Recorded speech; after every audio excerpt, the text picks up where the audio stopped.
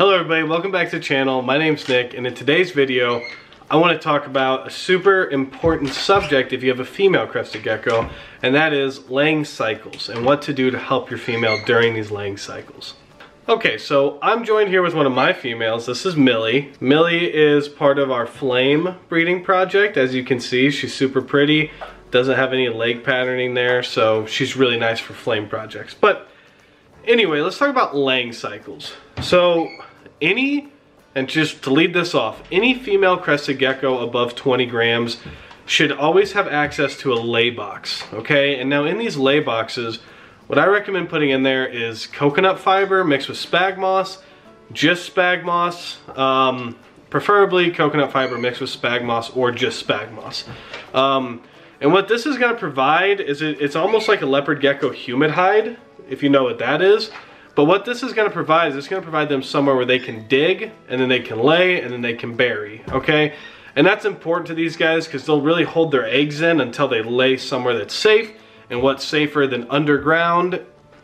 Nothing, okay? So any female over 20 grams really needs access to a lay box. Typically, early females might start laying around like 25 grams. Now that's very early. But it does happen, so you need to be prepared for that. You need to have something ready for that female if she does decide to lay earlier than most females. So that kind of leads me to the next topic. When do most females start laying eggs?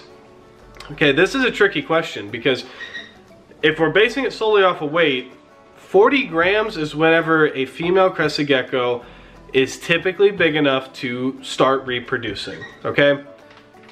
But if you're not a breeder and you don't breed that female, there is a chance that she may not lay eggs for 5, 6, 7 years. 3, 4, whatever. There's a chance that that female crested gecko won't lay eggs for a very, very, very long time. And there's a chance too that if you never bred that gecko, then she may not lay very consistently. So if you're not breeding geckos and you just have a female crested gecko, then you still need to have that lay box in there. Even if she's never laid, I would still recommend keeping a lay box in there just for her to have. But it also helps you be more prepared, right? You have something in there so there's not a chance of her becoming egg bound because she can't lay her eggs or anything like that. So female crested geckos that have not been bred, they may never lay. They may start laying immediately at 18 months old, and they lay every 30 days for the rest of their life. It's very different from gecko to gecko. So if you don't have a gecko that you've bred and you don't intend on breeding her, still provide a lay box because they still produce eggs regardless. So if you are breeding, okay, so this is where it gets super important.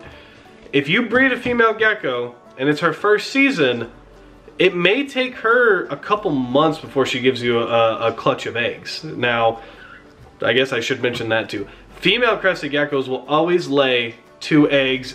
Very rarely do they lay 1 egg. If they do only lay 1 egg, I probably would not breed that gecko anymore. I would let that gecko kind of sit on the sidelines for a while. So expect 2 eggs every clutch. Okay, that's important.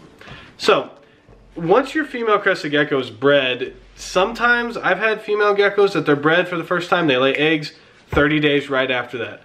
I have some females who are bred and they won't lay for 6 months. And then once they start laying, they slowly get better at getting a very, very precise cycle. So when it comes to cycles, crested geckos, female cycles can range 30 to 45 days.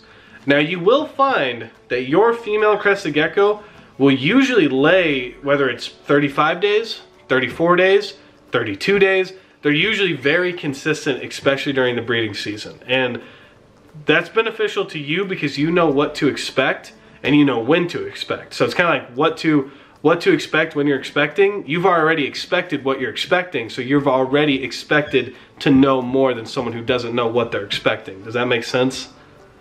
Right? I highly, highly, highly recommend writing down all your female cycles. Every breeding female I lay down the date that she laid the eggs.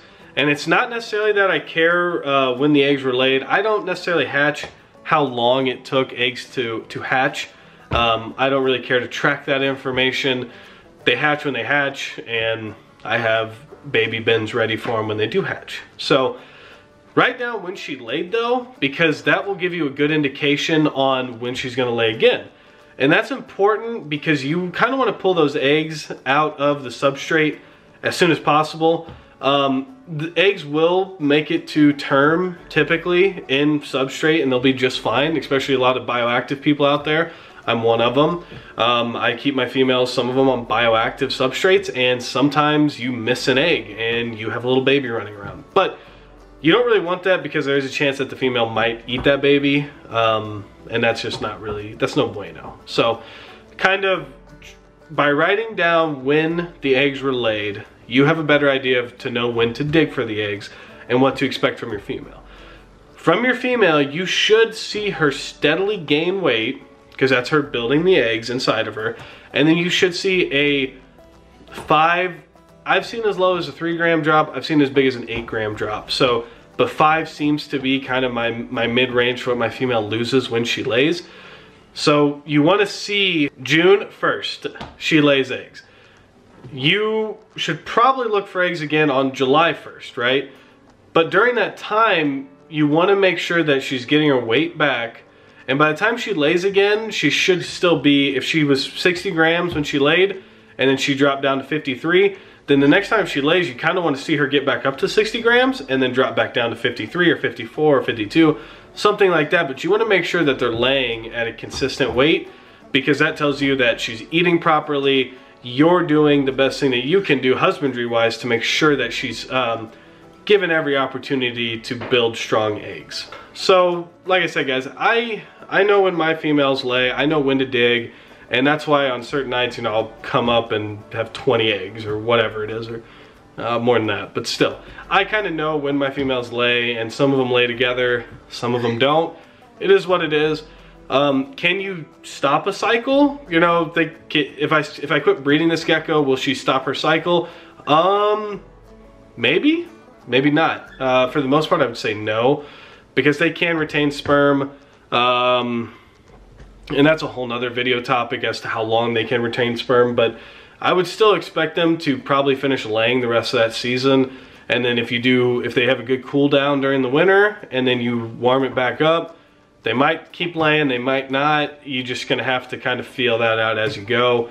But there really is no way to be like, hey, quit laying, and then she's like, yeah, I'll quit laying. You know, it doesn't really work like that. So, that's eggs, that's egg cycles. I hope you guys liked the video. If you did, go ahead and leave it a like. Comment down below your female cycle if you do know it. Go ahead and hit that subscribe button. And until next time, guys, stay safe and stay positive.